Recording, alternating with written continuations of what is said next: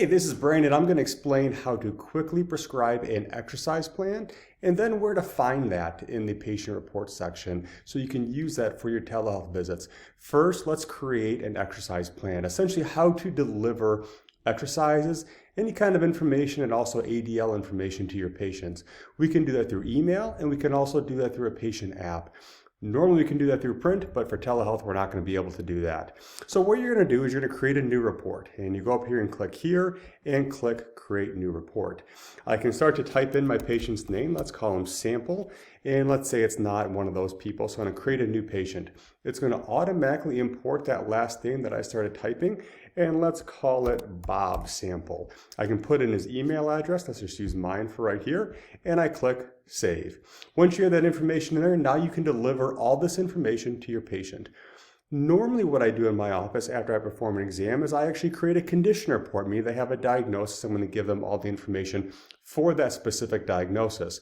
For a lot of telehealth visits right now, I'm going to use the exercise plan, which is going to be over here on the orange button, and switch it over to that exercise plan. It's going to print out the ability to deliver exercises in a couple different ways. One, I can just create exercises. I can click over here, I can select them by region, or I can actually search them by name. Or if you know that patient has a specific diagnosis and you want to just use the preset ones from ChiroUp, go over here and go to a different region. Let's say it's an elbow problem, and let's say they have lateral epicondylitis or tennis elbow.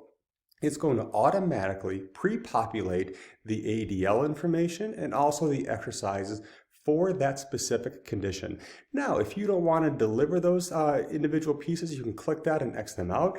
If you want to add new ADLs, you can go ahead and do that also. Maybe you want them to do some ice at home or something else, and it'll include the information, and if there's an associated video with that, it'll print off that video and send off that video so they're able to view that at home. You can also look at the exercise we have. Maybe you don't like one of ours, you can X that out, or you can go in there and create new ones just like we saw from before. You can look at cervical or all of them, or you can actually go into this specific region and find those exercises. It will populate the ones that you've already selected, and you can go and deselect those, or you can go through and search for them by name. So once you're ready to deliver this to your patient, it's as simple as clicking the email, print an email, or save for later. You can import a copy into or export a copy into your EHR if you'd like, using the export PDF, and it'll save that for you to incorporate into your EMR at a later time. If you do click save for later, it will still allow that to be sent, but it'll be a part of the patient app. So this would be a little bit later when you're seeing a patient more frequently when they have the app downloaded. Right now, what I'd recommend is just sending the email.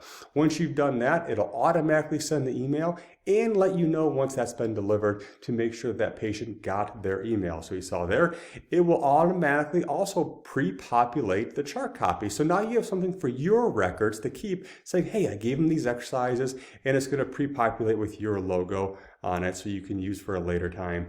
Now, the cool part about this is the first visit after you've had that first time that you talk with your patient.